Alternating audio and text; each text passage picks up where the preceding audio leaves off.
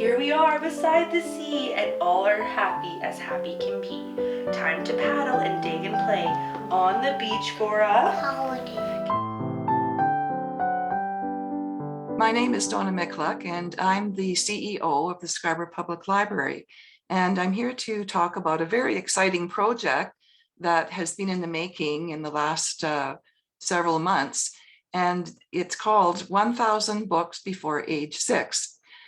This project came out of an opportunity that we had with OLS networking meeting that happened last winter, where the Timmins Public Library had talked about their experiences with developing a program that they called 1,000 Books Before Kindergarten. This project actually came out of the States in about 2013. So it's certainly growing. It's an opportunity for organizations such as libraries or family centers, such as Early On, to participate in promoting the importance of literacy beginning from birth up to age 5. That's the focus of this program. And I contacted my local Early On coordinator at that time, that was Danielle Bond, and we talked about initiating this concept in our area. And then it grew to now 20 organizations along the North Shore. There are about 10 libraries and 10 family centers that are involved. And we started meeting after Christmas this year, to discuss how we would proceed with this project. So after a number of meetings and a lot of discussion over name, project name, logo, how to develop resources, as well as a Facebook page, it started to take shape. And there were some other pretty exciting things that happened. We were looking for grants and for other kinds of resources. So that was where I pursued a grant called, it was submitted to OLS. This is the new library service. It is amalgamated North and South. They had this grant opportunity through the Sarah Bagley Literacy Fund. And the library was successful with receiving this grant, and the Sarah Bagley project, they offer grants up to $500 a year, and they're made available through the Rural Learning Association to Ontario Rural Libraries.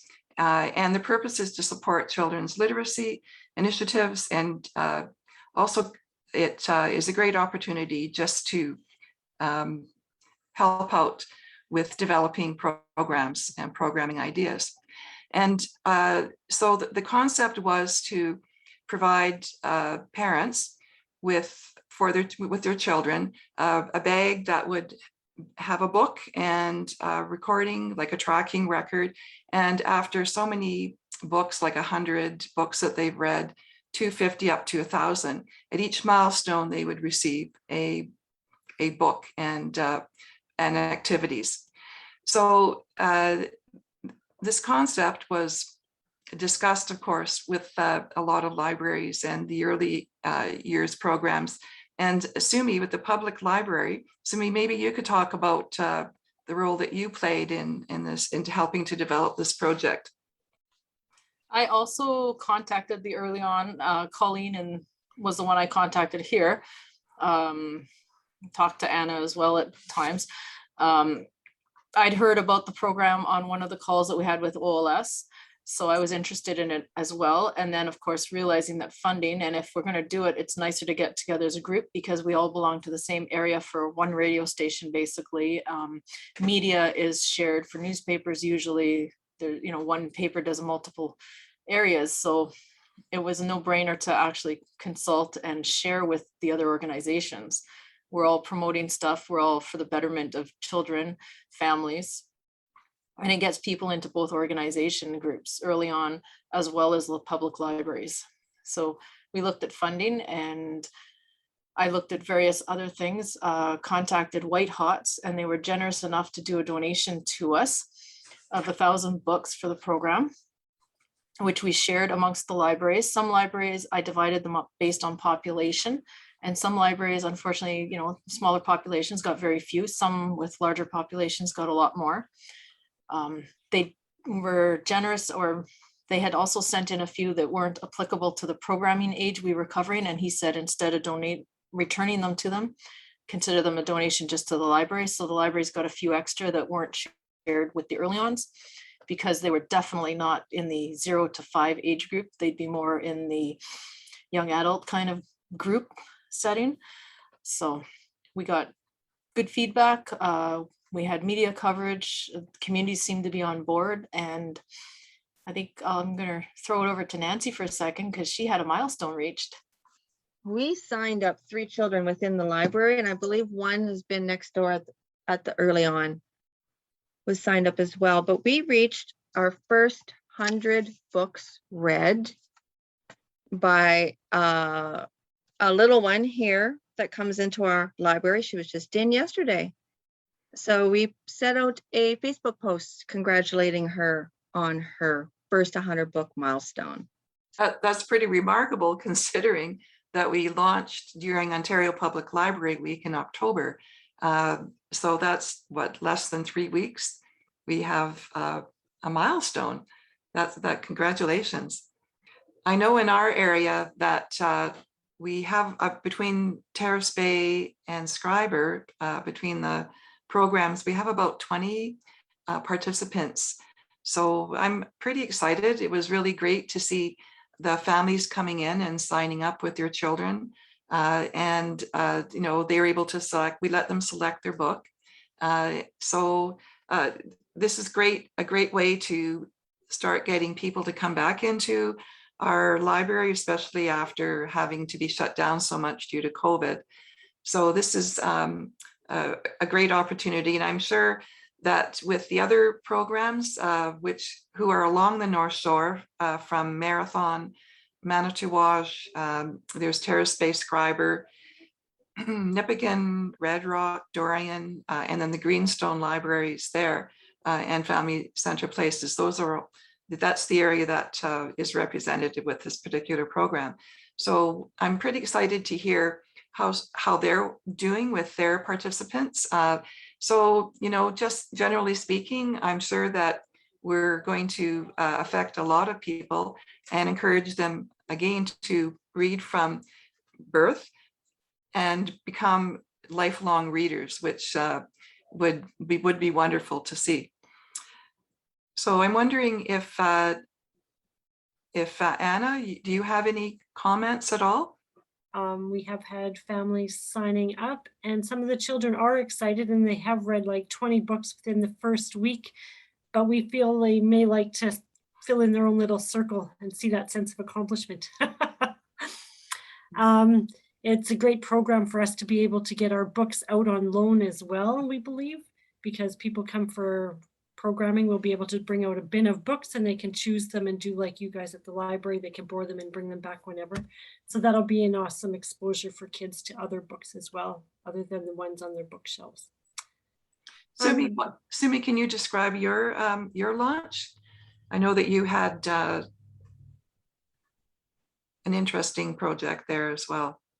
Well, we did it in conjunction with the Early On. It was in the park behind the library. We did an outdoor launch. We had a local children's author come in and do a reading. She paraphrased her book. She didn't read directly from it, but it was kind of a combination puppet show story. And the kids were able to interact with, get up and move around during the story. They sat in family groupings. And afterwards, we had a story walk that we did with the children in the parks. And they also got a book bag that contained a story. There was a, sheet that we had the promo materials for the program.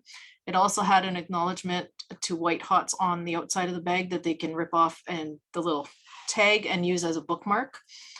They had the bookmarks that had, with the program description that you had provided to us, Donna. And we also included the apple or, in a bottle of water, and that was from the Early On. And the Early On Center also included how to change when you've finished drinking your water, how to turn it into a sensory bottle. So everybody who went home technically had a chance to have 3 books read before they left. So it was quite exciting. And some of the kids had already finished and exchanged the books. So I believe a couple of them went home with 5 books read. So it was off to a good start. Is there anyone else that would like to share some of their experiences? I just wanted to make a comment that the bond that you foster between the adult doing the reading as well as the child is really important, because it lasts forever. Whether it has moments where it fades a little bit or not, it'll still come back. And they've done studies that show that children who learn to read at a younger age follow through further in school and they have less issues. So it's really important for a multitude of reasons. Also, literacy skills are learned from birth and help with reading and writing later on. Every rhyme you sing, every book you read, every day your child plays, early child experiences last forever. Well, I just wanted again to thank everyone for all the hard work that they've put into it. And I'm just hoping that, well, I know that things will continue to grow. And it's a great partnership as well between the libraries and the early years programs and family centers. So, I hope to see more things, more programming or ideas that can be shared and continue with the networking. Ring-a-ding-ding, it's time to ride over the hills to the countryside. Cow calls moo, I'm coming with you.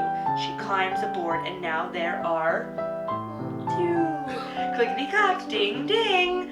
Hi, I'm Linda Williamson, and today we're here with Coral Langell talking about the Read 1000 Books Before the Age of 6 program. Hi, Coral. Thank you for joining us. Yeah, I'm glad I could be here. What made you want to participate in this program with your children?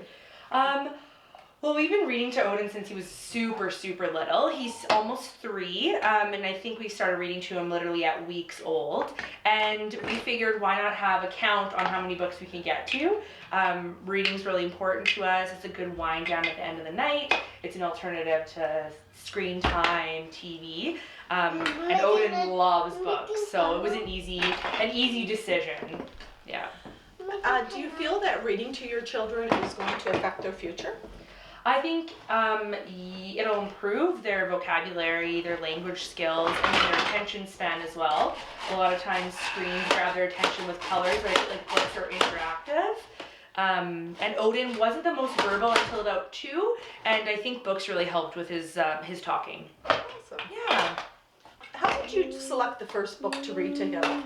Like the book that you offered, or just any book that started. He has been really into those little critter books, which are really hard to find, and we've been going to thrift stores, and I think I found like 15 of them so far. So little critter books have been like his go-to. His dad's out of town, so he likes the Just Like Dad, Time with Dad, all the dad books. So that's how we kind of decided which ones to go with first. And now I just read them on repeat every day, so.